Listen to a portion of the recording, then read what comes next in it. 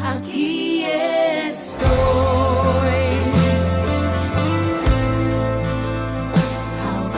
Que la gracia de Cristo siempre te acompañe y que su alegría siempre te contagie.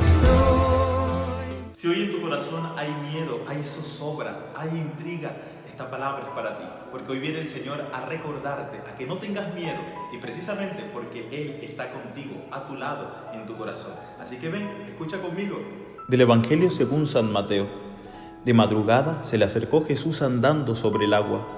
Los discípulos, viéndole andar sobre el agua, se asustaron y gritaron de miedo, pensando que era un fantasma. Jesús le dijo enseguida: «Ánimo, soy yo, no tengáis miedo». Pedro le contestó: «Señor, si tú eres, mándame ir hacia ti andando sobre el agua».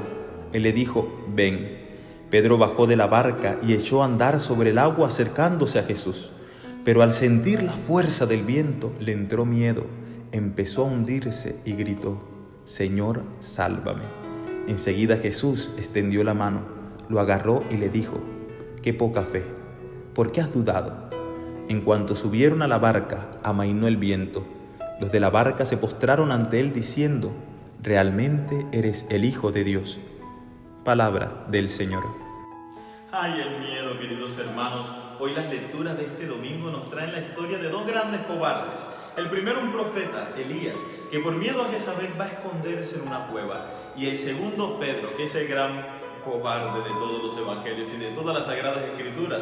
Y yo creo que nosotros logramos identificarnos como Pedro. Nos creemos fuertes. Pedro se creía un macho y le dice: «Señor, de verdad yo voy a entregar mi vida por ti y hacer lo que sea necesario». Y le dice Jesús: «Ojo, Pedro, porque me vas a negar». «Yo, Señor, no te puedo negar, yo soy fuerte». Y cuando una criada que no representaba ningún peligro para Pedro lo identificó con Jesús, entonces Pedro sintió miedo y lo negó. Hasta el final de sus vidas iba a salir corriendo de Roma por miedo a perder la vida.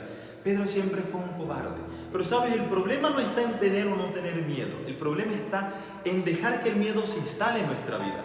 El problema está en dejar que el miedo se quede con nosotros. Porque primero, el miedo nos impide avanzar. El miedo nos paraliza y muchas veces nos hace retroceder, como Jonás cuando recibió el llamado del Señor y salió corriendo.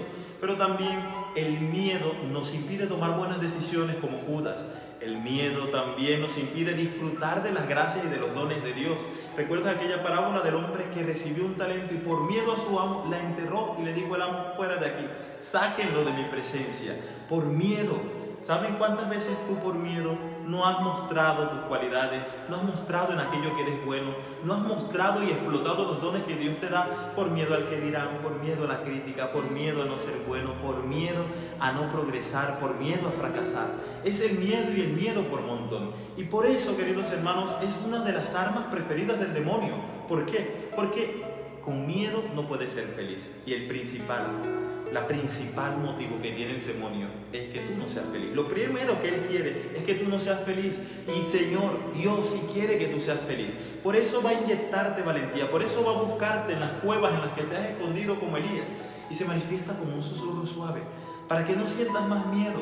Él se mete de manera sutil para que tú sientas esa gracia de Dios en su vida.